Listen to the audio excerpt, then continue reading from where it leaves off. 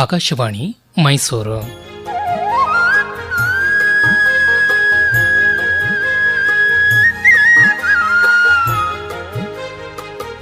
ಗಾದೆ ಗದ್ದುಗೆ ಗಾದೆ ಗದ್ದುಗೆ ಗಾದೆ ಗದ್ದುಗೆ ಗಾದೆ ಗದ್ದುಗೆ ಗಾದೆ ಗದ್ದುಗೆ.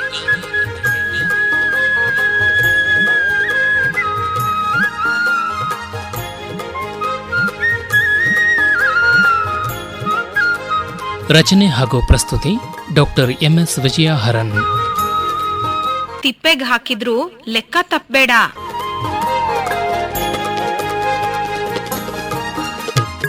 ರಾಮು ರಾಮು ಎಲ್ಲಿ ಹೋದ್ನಪ್ಪ ಇವನು ಬೆಳಿಗ್ಗೆನೆ? ರಾಮು ಬಂದೆ ಅಕ್ಕ. ಶಕೆ ಅಂತ ಮಹಡಿ ಮೇಲೆ ಹೋಗಿ ಓಪನ್ ಟೆರೆಸ್ ಅಲ್ಲಿ ಓದ್ತಾ ಕೂತಿದ್ದೆ. ಏನ್ ಸಮಾಚಾರನಕ್ಕ? ನಾನು ಹೇಳಿದ ಕೆಲಸ ಮಾಡಿದ್ಯಾ ಅಂತ ಕೇಳಕ್ಕೆ ಕೂಗ್ದೆ. ನೀನ್ ಹೇಳಿದ ಕೆಲ್ಸನ?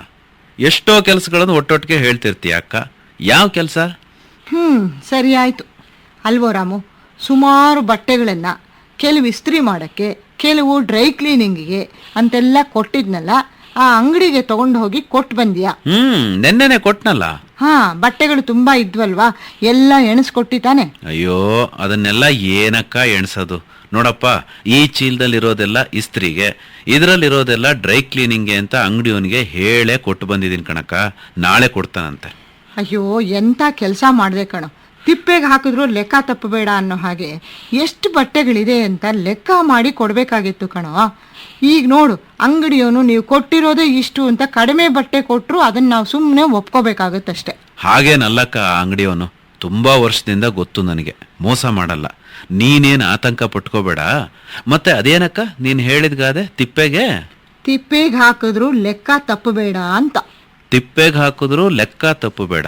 ಆಹಾ, ಗಾದೆ ಚೆನ್ನಾಗಿದೆ ಕಣಕ್ಕ, ಕೇಳಕ್ಕೆ ಚಿಕ್ಕದಾಗಿ ಚೊಕ್ಕದಾಗಿ. ಏನಕ್ಕ ಇದರ ಅರ್ಥ, ಅಂತರಾರ್ಥ ಎಲ್ಲ? ನೋಡೋ ರಾಮು, ಈಗ ಒಂದು ಸ್ವಾರಸ್ಯ ಅಂದರೆ ಈ ಲೆಕ್ಕ ಮಾಡೋದು, ತೂಕ ಮಾಡೋದು ಅನ್ನೋದು ಮನುಷ್ಯರು ಹುಟ್ಟಿನಿಂದೇ ಬಂದ್ಬಿಟ್ಟಿದೆ ಅನ್ಸುತ್ತೆ ಕಣ. ಅದೇ ಹಾಗಕ್ಕ. ಈಗ ನೋಡು, ಒಂದು ಮಗು ಹುಟ್ಟಿತು ಅಂದ ತಕ್ಷಣ ಗಂಡ ಹೆಣ್ಣ ಎಷ್ಟು ತೂಕ ಇದೆ ಅಂತೆಲ್ಲ ಕುತೂಹಲದಿಂದ ಕೇಳ್ತೀವಿ.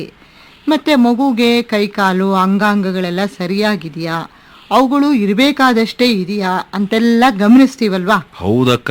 ಕೆಲವರಿಗೆ ಕೈಯಲ್ಲಿ 6 ಬೆರಳುಗಳಿರುತ್ತಲ್ವಾ? ಕೈಯಲ್ಲಿ 6 ಬೆರಳುಗಳು ಇದ್ಕೊಳ್ಳಿಲಿ, ಅದು ಅಂಥ ತೊಂದರೆ ಏನೂ ಮಾಡಲ್ಲ. ಆದರೆ ತಲೆ ಒಂದೇ ಇದೆಯಾ, ಕೈಕಾಲುಗಳು ಒಂದೇ ಪ್ರಮಾಣದಲ್ಲಿದೆಯಾ ಅನ್ನೋದೆಲ್ಲ ತುಂಬಾ ಮುಖ್ಯ ಆಗುತ್ತೆ ಕಣೋ.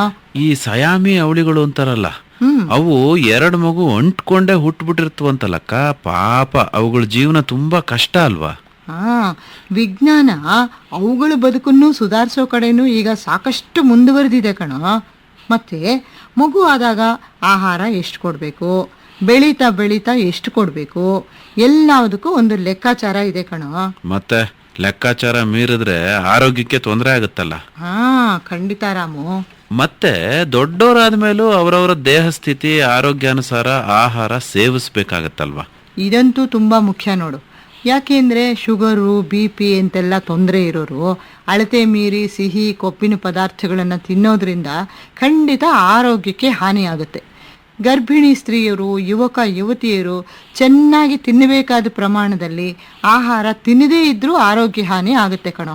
ಮತ್ತೆ ಅಕ್ಕ, ಇನ್ನೊಂದು ಇಂಟರೆಸ್ಟಿಂಗ್ ವಿಷಯ ಅಂದ್ರೆ ಆಹಾರ ಅಂದ್ರೆ ಅಡಿಗೆ ತಯಾರಿಸುವಾಗಲೂ ಈ ಲೆಕ್ಕಾಚಾರದ ಪ್ರಮಾಣ ತುಂಬಾ ಮುಖ್ಯ ಅಲ್ವಾ? ಖಂಡಿತ ತುಂಬಾ ಮುಖ್ಯ ಕಣೋ. ಒಂದ್ಸಲ ನಿಮ್ಮ ಭಾವ ಅನ್ನ ಹೇಗೆ ಮಾಡಿದ್ರು ಗೊತ್ತಾ? 1 ಪಾವ್ ಅಕ್ಕಿಗೆ ಸುಮಾರು 7 ಪಾವ್ನಷ್ಟು ಪಾತ್ರೆ ಭರ್ತಿ ನೀರು ಹಾಕಿ ಬೇಯಿಸಕ್ಕಿಟ್ಟಿದ್ರು. ಅನ್ನ ಅಲ್ಲ, ಅನ್ನದ ಗಂಜಿನೂ ಸರಿಯಾಗಿರ್ಲಿಲ್ಲ ಕಣೋ. ಅದಕ್ಕೆ ಅನ್ಸುತ್ತೆ ಭಾವ ಅಡಿಗೆ ಮನೆ ಕಡೆಗೇನೆ ಸುಳಿಯಲ್ಲ, ಉಪಾಯವಾಗಿ ಜಾರ್ಕೊಂಡ್ಬಿಡ್ತಾರೆ. ಸರಿಯಾದ ಪ್ರಮಾಣದಲ್ಲಿ ಸಾಮಾನುಗಳನ್ನು ಹಾಕಿ ಸರಿಯಾದ ಕ್ರಮದಲ್ಲಿ ಅಡುಗೆ ಮಾಡಿದಾಗ್ಲೇನೆ ಪ್ರತಿಯೊಂದು ಅಡುಗೆನೂ ರುಚಿಸೋದು. ಹಾಗೆ ಪ್ರತಿಯೊಂದು ವಿಷಯದಲ್ಲೂ ಒಂದು ಸರಿಯಾದ ಕ್ರಮ, ಯೋಜನೆ, ಅಳತೆ, ಲೆಕ್ಕಾಚಾರ ಇದ್ರೇನೆ ಅದು ಶೋಭಿಸುತ್ತೆ ಕಣೋ.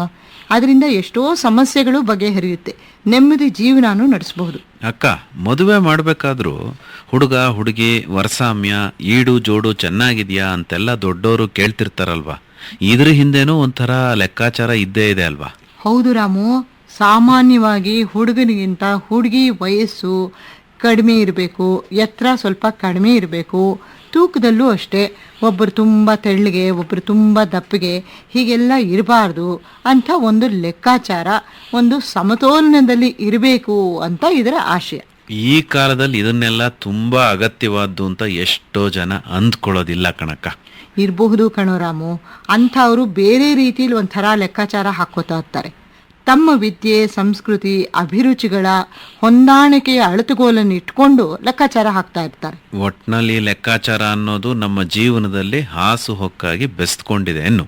ಅದಕ್ಕೆ ಕಣೋ ಹಿರಿಯರು ಹೇಳಿರೋದು, ತಿಪ್ಪೆಗೆ ಹಾಕಿದ್ರು ಲೆಕ್ಕ ತಪ್ಪಬೇಡ ಅಂತ, ಹಾಗೆ ಹೊಳೆಗೆ ಹಾಕಿದ್ರು ಅಳದು ಹಾಕು ಅಂತೆಲ್ಲ. ಅಕ್ಕ, ಮುಖ್ಯವಾಗಿ ಈ ಅಳತೆ ಲೆಕ್ಕಾಚಾರ ಇಲ್ದಲೇ ಇದ್ರೆ ಮನೆಗಳಲ್ಲಿ ತುಂಬಾ ವೇಸ್ಟ್ ಆಗತ್ತಲ್ವಾ? ಯಾಕೆ ಹೇಳ್ತೀಯ ರಾಮು? ಕೆಲವರಿಗೆ ಎಷ್ಟು ಜನಕ್ಕೆ ಎಷ್ಟು ಅಡುಗೆ ಮಾಡಬೇಕು, ತಿಂಗಳ ಸಾಮಾನು ಎಷ್ಟೆಷ್ಟು ಬೇಕಾಗುತ್ತೆ, ಎಷ್ಟು ಖರ್ಚು ಮಾಡಬಹುದು, ಎಷ್ಟು ಉಳಿಸಬಹುದು, ಯಾವುದೂ ಲೆಕ್ಕಾಚಾರ ಇರಲ್ಲ ಕಣ. ದುಡ್ಡಿದ್ದಾಗೆಲ್ಲ ದುಂದುವೆಚ್ಚ ಮಾಡೋದು, ಆಮೇಲೆ ಒದ್ದಾಡೋದು. ಅದಕ್ಕೆ ಹಾಸಿಗೆ ಇದ್ದಷ್ಟು ಕಾಲ್ ಚಾಚು ಅಂತ ಗಾದೆನೂ ಹುಟ್ಕೊಂಡಿದೆ ಕಣೋ. ತಮಗೆ ಬರೋ ಆದಾಯದಲ್ಲಿ ಖರ್ಚುಗಳನ್ನು ಹೊಂದಿಸ್ಕೊಂಡು ಮಿತಿ ಮೀರದ ಹಾಗೆ ನಡೆದುಕೋಬೇಕಲ್ವೇನಕ್ಕ? ಖಂಡಿತ. ಬರೀ ಮನೆಗಳಲ್ಲಿ ಅಷ್ಟೇ ಅಲ್ಲ, ಕಚೇರಿಗಳಲ್ಲಿ, ಕಾಲೇಜುಗಳಲ್ಲಿ, ಎಲ್ಲ ಕಡೆಗಳಲ್ಲೂ ಅವರಿಗಿರೋ ಆದಾಯದ ಇತಿ ಮಿತಿಗಳಲ್ಲೇ ನಡ್ಕೋಬೇಕಾಗತ್ತೆ ಕಣೋ. ನಮ್ಮ ದೇಶದಲ್ಲೂ ಅಷ್ಟೇ ಅಲ್ವೇನಕ್ಕ? ದೇಶದ ಆರ್ಥಿಕ ಸ್ಥಿತಿಗತಿ ಸುಧಾರಿಸಿ ಅಭಿವೃದ್ಧಿಯತ್ತ ಹೆಜ್ಜೆ ಹಾಕ್ತಾನೆ ಇರಬೇಕು ಅಂತಾದ್ರೆ ಖರ್ಚು ವೆಚ್ಚಗಳ ಲೆಕ್ಕಾಚಾರ ಸರಿ ಇರಬೇಕಾಗತ್ತೆ. ಎಲ್ಲೋ ದುಂದು ಬೇರೆಲ್ಲೋ ಕೊರತೆ ಹೀಗಾಗ್ಬಾರ್ದಲ್ವಾ? ಮತ್ತೆ ನಾವೆಲ್ಲ ಮಾತಾಡೋವಾಗ್ಲೂ ಒಂದು ಅಳತೆ ಮೀರಬಾರ್ದು ಅನ್ನೋದನ್ನ ತುಂಬಾ ಮುಖ್ಯವಾಗಿ ಗಮನಿಸ್ಬೇಕು ಕಣೋ. ಖಂಡಿತ ಅಕ್ಕ. ಒಬ್ಬೊಬ್ಬ ಕೆಲವ್ರಂತೂ ಗಂಟುಗಟ್ಲೆ ಮಾತಾಡ್ತಾನೆ ಇರ್ತಾರೆ, ನಿಲ್ಸೋದೇ ಇಲ್ಲ. ಇನ್ ಕೆಲವರು ಎಷ್ಟು ಮಾತಾಡ್ಸಿದ್ರು ಸರಿಯಾಗಿ ಪ್ರತಿಕ್ರಿಯಿಸೋದೇ ಇಲ್ಲ ಅಂತೀನಿ.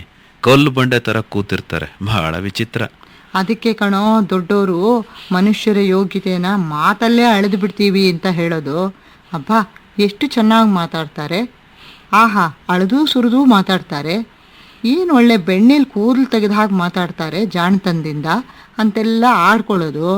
ಅಷ್ಟೇ ಅಲ್ಲ ಕಣೋ, ಚೆನ್ನಾಗಿ ಮಾತಾಡಿ ಸಮಾಜದಲ್ಲಿ ಒಳ್ಳೆಯ ಹೆಸರನ್ನು ತಗೊಂಡ ವ್ಯಕ್ತಿನ ಭೂಮಿ ತೂಕದ ವ್ಯಕ್ತಿ ಅಂತ ಭೂಮಿ ತೂಕದ ಜೊತೆಗೆ ಅಳೆದ್ಬಿಟ್ಟಿದ್ದಾರೆ ಕಣೋ. ಅಕ್ಕ, ಒಳ್ಳೆ ತಮಾಷೆ ಕಣಕ್ಕ ನೀನು ಹೇಳೋದು. ಭೂಮಿನ ವ್ಯಕ್ತಿನ ಒಂದೇ ತಕಡಿನಲ್ಲಿಟ್ಟು ಅಳತೆ ಮಾಡಿ ನೋಡಿದ್ದಾರೆ ಅಂತಲಾ? ಹಾಗಲ್ಲ ಕಣೋ ರಾಮು, ಇದು ಒಂದು ಸುಂದರವಾದ ಹೋಲಿಕೆ. ವ್ಯಕ್ತಿತ್ವ ಅನ್ನೋದು ಘನವಾದದ್ದು, ಭೂಮಿಯಷ್ಟೇ ಮಹತ್ವವಾದದ್ದು ಅನ್ನೋದನ್ನು ಸೂಚಿಸುವಂಥ ಒಂದು ರೀತಿಯ ಲೆಕ್ಕಾಚಾರದ ಮಾತು.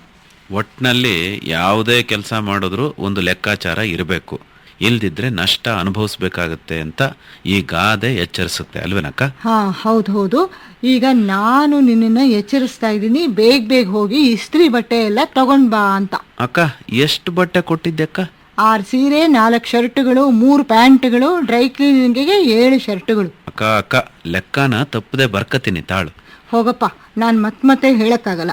ಈಗ ಮೊದಲು ತಿಂಡಿ ತಿನ್ನೋಣ ಬಾ, ಆಮೇಲೆ ನೋಡೋಣಂತೆ. ಅಕ್ಕ, ಇನ್ಮೇಲೆ ನಾನು ಯಾವುದೇ ವಿಚಾರದಲ್ಲೂ ಲೆಕ್ಕಾಚಾರ ತಪ್ಸಲ್ಲ. ನಿನ್ ಸೀರೆಗಳನ್ನೆಲ್ಲ ತಿಪ್ಪೆಗೆ ಹಾಕಿದ್ರು ಲೆಕ್ಕ ಮಾಡೇ ಹಾಕ್ತೀನಿ. ಏನಂದಿ? ನನ್ನ ಸೀರೆಗಳನ್ನ ತಿಪ್ಪಿಗೆ ಹಾಕ್ತೀಯಾ? ತಮಾಷೆಗಂದೆ ಕಣಕ್ಕ. ಈಗ ತಿಂಡಿ ಕೊಡಕ್ಕ. ಏನ್ ಇವತ್ತಿನ ಸ್ಪೆಷಲ್? ಇವತ್ತು ಅವಲಕ್ಕಿ ಒಗ್ಗರಣೆ. ಅಯ್ಯೋ, ನನಗಂತೂ ಖಂಡಿತ ಬೇಡ. ರಾಮು, ಅವಲಕ್ಕಿ ಒಗ್ಗರಣೆ ಎಷ್ಟು ಚೆನ್ನಾಗಿ ಮಾಡಿದೀನಿ ಗೊತ್ತಾ? ಕರೆಕ್ಟ್ ಲೆಕ್ಕಾಚಾರದಲ್ಲಿ ಹೈ ಕ್ಲಾಸ್ ಆಗಿದೆ. ಆಹಾ, ಮಾತಿನ ಮಲ್ಲಕ್ಕ. ಎಲ್ಲಕ್ಕ ಅಕ್ಕಿ ಅಲ್ಲಲ್ಲ ಅವಲಕ್ಕಿ. ಓಹೋ, ತಗೋ.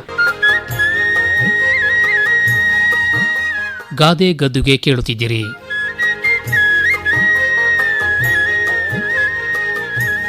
ರಚನೆ ಹಾಗೂ ಪ್ರಸ್ತುತಿ ಡಾಕ್ಟರ್ MS ವಿಜಯ ಹರನ್.